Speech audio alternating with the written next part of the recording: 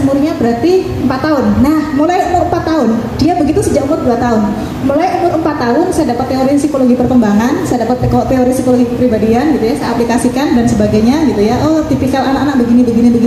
Kemudian apa yang harus dilakukan dan sebagainya. Pertama, saya minta maaf ke dia. Dan saya sampaikan, saya cetak kayak salah saya di mana. Bunda minta maaf. Dulu waktu pertamanya bukan. Saya bilang begini, jadi kalau orang bikin laporan itu latar belakang dulu ya.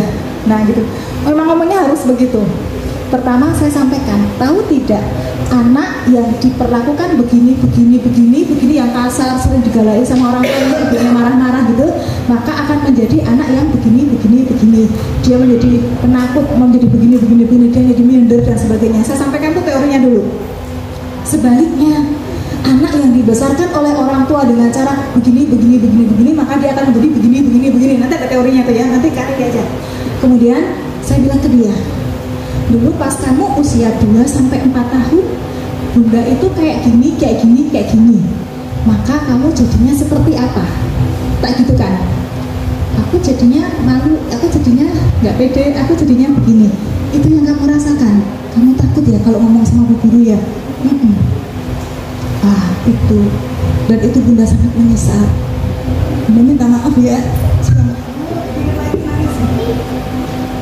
Itu ya Allah, benar-benar saya tuh marah dulu tuh kalau dia ngompol itu, ya Allah saya marahnya kayak gitu menjadi.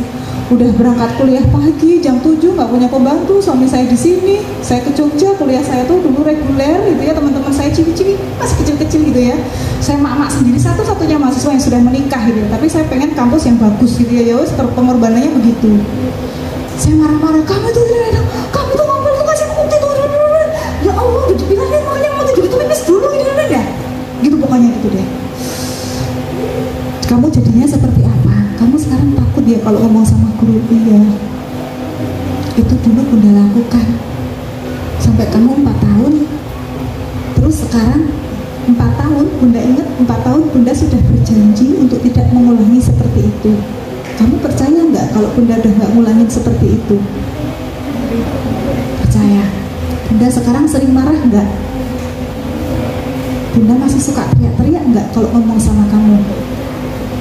Kamu sering dimarahin nggak sama bunda?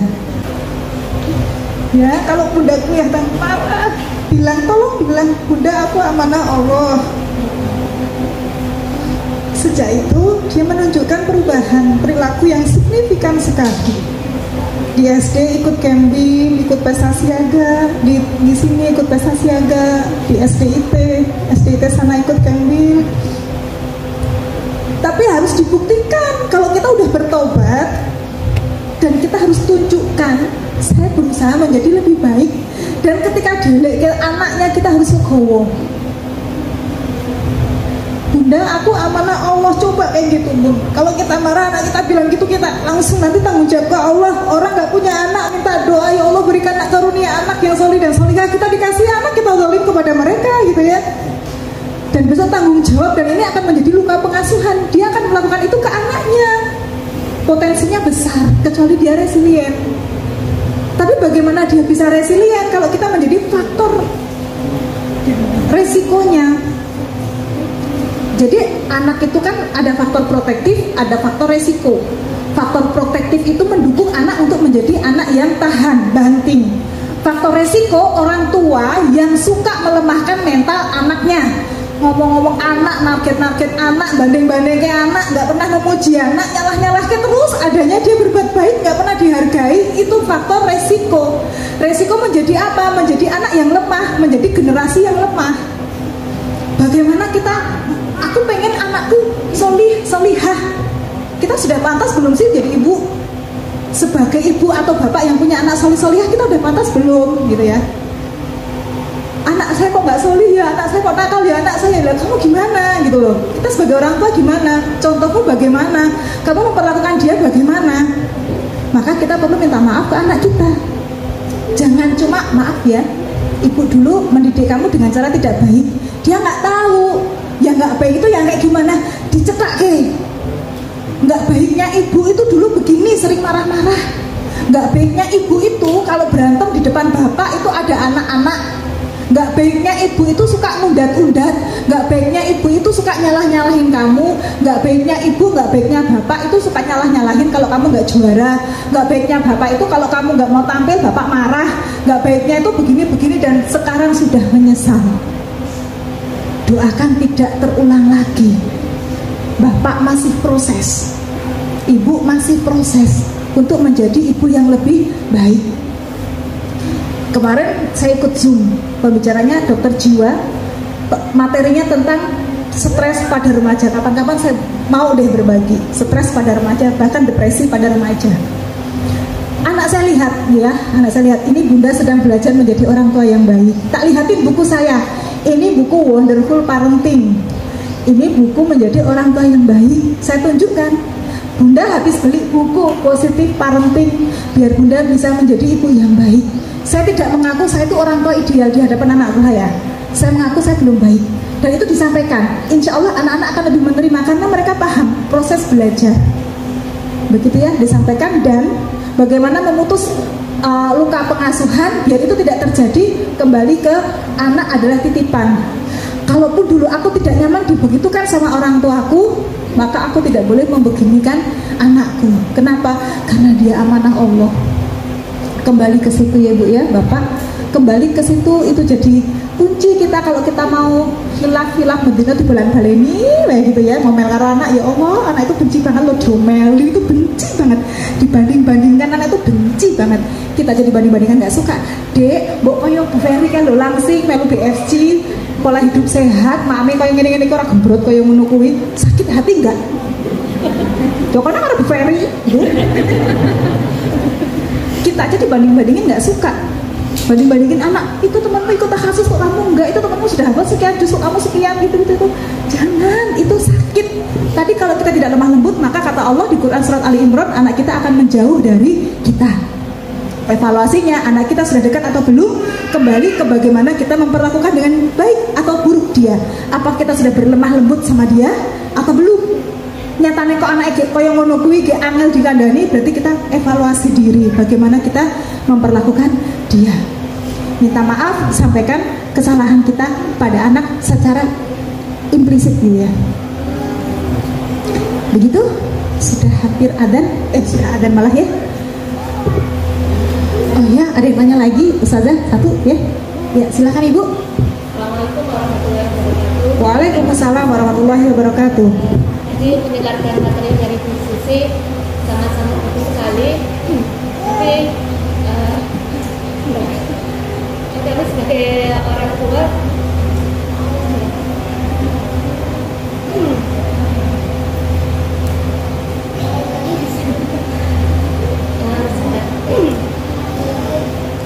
kami sebagai orang tua yang baru memasukkan gitu ya,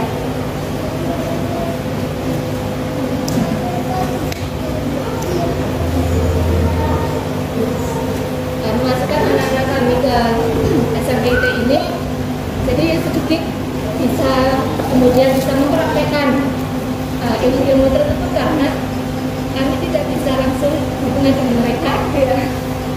Sehingga waktu kami bersama dengan kami itu ketika penjemputan, kemudian ini mungkin ada saatnya ketika mereka kemudian mungkin tidur, kami belum pengalaman di sini, ketika mungkin ketika libur semester kemudian mereka di rumah bersama dengan kami, sementara waktu mereka sedang berbicara itu kan ada di sini ya. Bagaimana cara kami agar bisa mendampingi mereka ketika dalam proses masa perubahan, karena kelas 7 itu kan masih perubahan dari yang tadinya SD, semuanya mungkin masih diurusi orang tua dan sedikit mandirinya, kemudian ketika sudah masuk ke SMP itu kan mereka dipaksa belajar bisa mandiri, sementara kami tidak bisa mendampingi secara 100% perkembangannya, terutama untuk masa perubahan yang tadi disampaikan itu ketika mereka kelas 2, kelas 8 gitu ya. Sementara itu bagaimana caranya kami agar perkembangan anak-anak kami di sini itu dan tidak lepas dari orang tua, ketika orang tua dan perkembangan psikis itu sesuai dengan yang semestinya, karena mereka sebagian besar kan bersama dengan ustazah yang mungkin kalau di asrama itu ustazah peranannya mungkin menggantikan orang tua, kemudian yang kakak-kakak kelas itu bisa menggantikan sebagai saudaranya guna. Jadi bagaimana kami sebagai orang tua bisa seperti itu? Ya, saya ringkas pertanyaannya menjadi bagaimana kita mendampingi sebagai orang tua baru ya, agar tahap perkembangan psikis anak sesuai dengan tahapnya, gitu ya. Oke, tentunya ketika kita di sini kita hadir 100% untuk anak, gitu ya, hadir, gitu ya. Jadi benar-benar meluangkan ini untuk anak, gitu.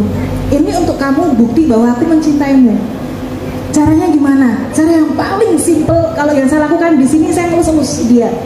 Jadi ketika saya diajak ngobrol wali murid lain, saya kan juga kadang-kadang saya hello ya sama teman ya.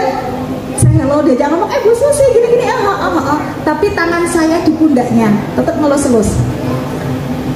Kemudian ketika orang yang ngobrol sama saya tadi pergi, pindah tempat gitu kan, kalau di sini pindah tempat, saya minta maaf. Maaf ya, tadi Bunda ngobrol sama Bu itu sebentar. Maaf ya, waktumu berkurang. Itu menunjukkan bahwa aku sangat mencintaimu, gitu ya. Ekspresikan cinta. Saya kalau hari Minggu begini agak sering mengisi, Sabtu Ahad saya sering ngisi, gitu ya. Saya tanya ke dia, Bunda kan kalau Ahad sering ngisi, Bunda dapat dispensasi waktu sampai jam berapa boleh kesini? Paling lambat jam berapa? Jam 11. Oke, paling lambat jam 11 ya. Berarti besok kalau Bunda disuruh ngisi yang jam 11 sampai jam 12, Bunda tidak mau. Bunda akan lebih memilih nengok kamu. Tapi kalau Bunda ngisi sebelum jam 11 Bunda bisa sampai sini, Bunda mau. Begitu? Saya bilang gitu. Begitu dia mantuk. Ini juga menunjukkan bahwa saya menghormatinya. Gitu ya. Bunda bawain kesukaanmu. Kamu kangen makanan ini kan? Tahu, makananku sukanya dibawain, gitu ya. Ini menunjukkan bahwa kita mencintainya. Kemudian pasang 9 telinga kita ketika kita kesini. Mulut kita satu. Gimana rasanya? Gimana kelas 8? Gimana sensasi jadi anak pondok? Tapi kalau tanyanya, enak nggak di sini? Jawabnya apa? Enak. Kamu sudah nyaman di sini? Sudah. Tapi pertanyaannya bagaimana? Apa yang kamu rasakan? Sensasinya gimana udah balik? Sensasinya gimana udah jadi kelas 8 punya adik kelas? Sensasinya gimana? Menu yang paling kamu suka di sini apa? Ini. Kalau ditanya kamu suka menunya, suka. Apalagi laki-laki. Terus toko jawab suka gitu aja. Sebenarnya dijawab gitu ya, nggak tahu, boh lah gitu ya. Anak laki-laki itu cool banget gitu ya. Tapi kalau anaknya perempuan ditanya, Bunda siap dengerin apapun dari kamu, siap. Ada apa?